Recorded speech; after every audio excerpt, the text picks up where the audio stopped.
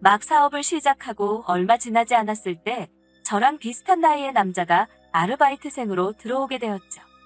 그 사람이 바로 지금 제 남편입니다. 남편은 그 당시 사법고시 실패 후 다음 시험 때까지 쓸 돈을 벌기 위해서 제 매장에서 잠시 아르바이트를 하게 된 거였어요. 그런데 어느 날 제가 창고에서 물건을 꺼내다 큰 사고를 당할 뻔했었는데 남편이 몸을 던져 저를 구해줬답니다. 그렇게 저는 사랑에 빠지게 되었어요. 친정에서는 남편의 가능성을 믿어주었고 그래서 우리는 어렵지 않게 결혼할 수 있었어요. 결혼 이후 지금까지 10년간 남편의 사법고시 합격을 위해 열심히 뒷바라지를 해줬네요. 하지만 번번이 낙방하고 마는 남편을 보고 있으면 이제 한숨부터 쉬게 되네요. 우리 부부에게 자녀가 없는 것 또한 남편의 사법고시 때문이에요. 제가 몸이 약한 이유도 있었지만 남편은 자기가 합격을 한 뒤 자식에게 당당하게 아버지가 되고 싶다고 말해왔고 저 또한 그 말에 동의했거든요. 그렇지만 그때만 해도 남편의 사법고시 준비가 이렇게 길어질 줄은 솔직히 상상도 못했네요. 또한 남편은 결혼 생활 동안 경제활동을 전혀 하지 않았어요.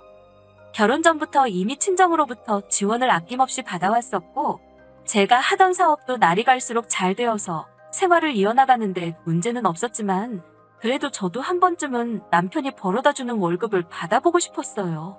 하지만 남편은 명문대 졸업 이후 계속해서 공부만 했던 사람이라 그런 말은 차마 입 밖으로 꺼낼 수 없었어요. 제가 해줄 수 있는 건 남편이 공부에만 전념할 수 있도록 경제적 지원을 아끼지 않는 것뿐이었죠. 그런데 얼마 전부터 남편의 씀씀이가 눈에 띄게 커졌어요. 원래 이따금씩 친구들을 만나면 삼겹살집에 가서 소주나 한잔 하고 들어오던 남편이었는데 어느 순간부터 하드 명세서에 와인바가 찍혀있기도 했고요. 고시생과는 거리가 먼 명품 브랜드에서 쇼핑을 하기도 하더라고요. 일거수일투족 따져 물으면 괜히 남편 자존심 상할까봐 혼자서 미심쩍게 생각만 하고 있었어요. 그러던 중 어느 날 모처럼 대청소를 하는데 남편 서랍 속에 목걸이가 있더라고요. 처음 보는 여자 목걸이였어요. 저는 곧 다가올 우리 결혼기념일에 나에게 줄 선물이라고 생각하고 아무것도 묻지 않고 들뜬 마음으로 기다리고 있었어요. 그런데 막상 결혼기념일 당일이 됐는데도 정작 남편이 결혼기념일인 것조차 잊고 있는 것 같더라고요. 저는 설마 하는 마음으로 기다리다가 결국 저녁 식사 자리에서 남편에게 뭐 나한테 줄 거 없냐고 물었어요. 그런데 남편은 입안에 잔뜩 들은 음식을 꾸역꾸역 씹어대면서 무슨 소리를 하고 있냐는 듯이 정말 모르는 것처럼 말하는 거예요. 거기서 뭔가 쎄한 느낌이 들더라고요. 그동안 미심쩍던 마음이 점점 확신으로 들기 시작했죠. 그리고 며칠 뒤의 일입니다.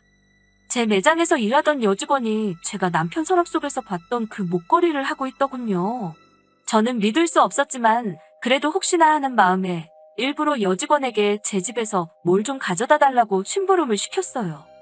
네 하고 대답하며 아무 군소리 없이 나가는 여직원 뒤를 조용히 미행하기 시작했어요. 그 직원이 벨을 누르자 제 남편이 너무 자연스럽게 현관을 열어주고 들어가더군요. 그리고 저는 그렇게 복도 창문 틈으로 둘의 불륜을 목격하고 말았습니다.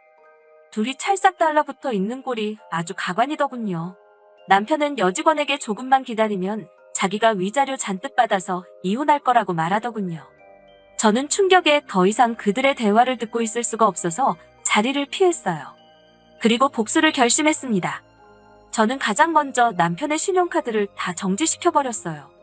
그러자 얼마 지나지 않아 바로 남편은 혹시 자기 신용카드 정지시켰냐고 물어오더군요. 저는 사법고시생이 무슨 신용카드가 필요하냐며 단칼에 잘라버렸죠. 남편은 황당하다며 항의했지만 저는 무시해버렸어요. 돈이 없어서 그런지 남편도 다시 공부에 열중하기 시작한 것 같더군요. 그렇게 한 달쯤 지났을까 남편의 안색이 너무 안 좋더라고요. 이따금씩 온몸을 긁어대기도 하고 식은 땀을 줄줄 흘리기도 했어요. 계속 춥다면서 한여름에도 옷을 여러 겹 껴입고 말이죠. 믿기는 했지만 그래도 내 남편이라 걱정되는 마음에 유명한 한의원에서 한약을 한 채 지호와 남편에게 먹으라고 주니 한사코 거부를 하더군요. 남편은 한약뿐만이 아니라 그 어떤 것도 제가 주는 건 먹으려고 하질 않았어요. 한 번은 한약을 먹이려고 실갱이를 하다 남편 옷에 쏟고 말았어요.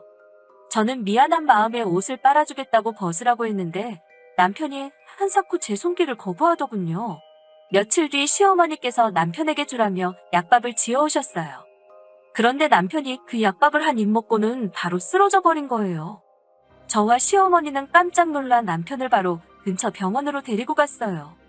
그곳에서 시어머니는 의사에게 내 아들이 왜 이러냐면서 혹시 얼마 전부터 며느리가 우리 아들이 싫다는데도 보약이라며 이상한 한약을 먹였는데 혹시 그것 때문에 아픈 거 아니냐고 막말을 하시는 거예요.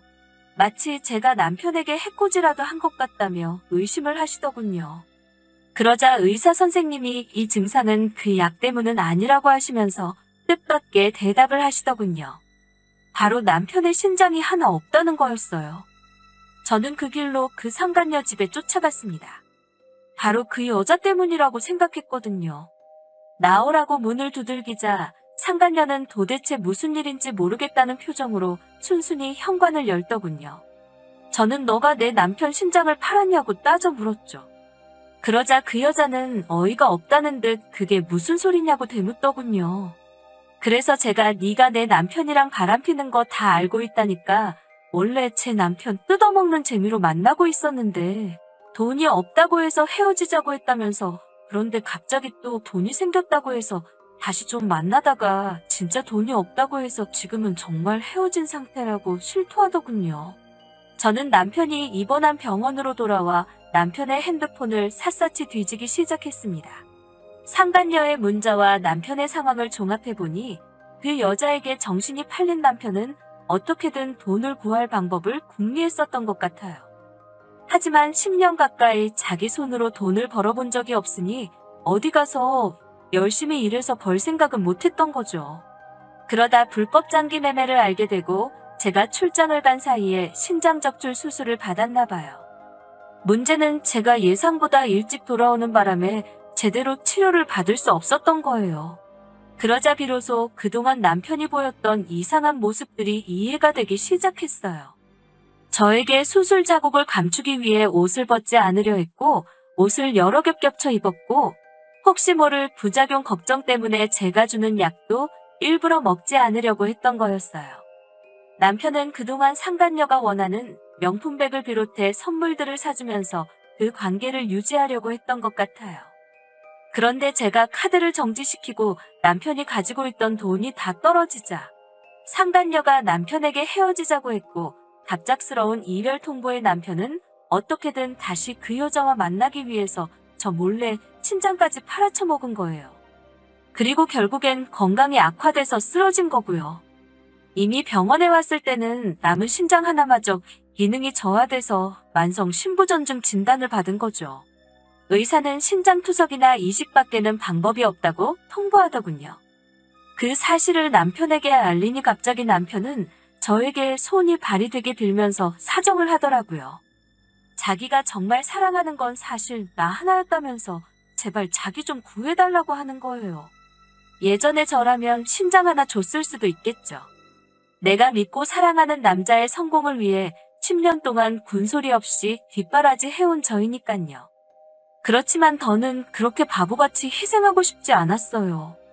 눈물을 보이며 다 죽어가는 목소리로 사정하는 남편 면전에다가 이혼 도장 찍은 서류를 던졌습니다. 남편은 서류를 열어보곤 그럼 자기는 이제 어떻게 살아가냐면서 발버둥을 치더군요. 그 순간 병실문이 열리면서 그 상간녀가 들어오는 거예요. 그 상간녀는 남편을 아주 한심한 눈빛으로 쳐다보더라고요. 남편은 순간 저와 그 상간녀를 번갈아 쳐다보더니 이제 그 상간녀 바지가랑이를 잡고 늘어지더군요. 상간녀에게 자기한테 신장 하나만 주면 자기가 사법고시 패스해서 사모님 소리 듣게 해준다는 개소리를 싸지르면서요. 상간녀는 냉정한 목소리로 오빠 제발 정신 차리라고 내가 미쳤다고 오빠한테 내 신장을 주냐며 코웃음을 치더군요. 그리고는 상간녀가 그래도 마지막이라 생각하고 얼굴 보고 이야기하러 온 거라며 이제 절대로 자기를 아는 척도 하지 말라고 소름 끼친다는 말만 남기고 병실을 나가더군요. 그렇게 저한테도 상간녀한테도 버림받고 건강까지 잃고 초라하게 누워있는 남편을 보니 인과응보라는 말이 딱 생각이 나더군요. 이제 남편도 혼자 살아가는 법을 배워야 하겠죠? 긴 이야기 들어주셔서 감사합니다. 오늘의 사연은 여기까지입니다. 구독과 좋아요, 알람 설정해 주시면 앞으로 더 좋은 사연으로 찾아오겠습니다. 감사합니다.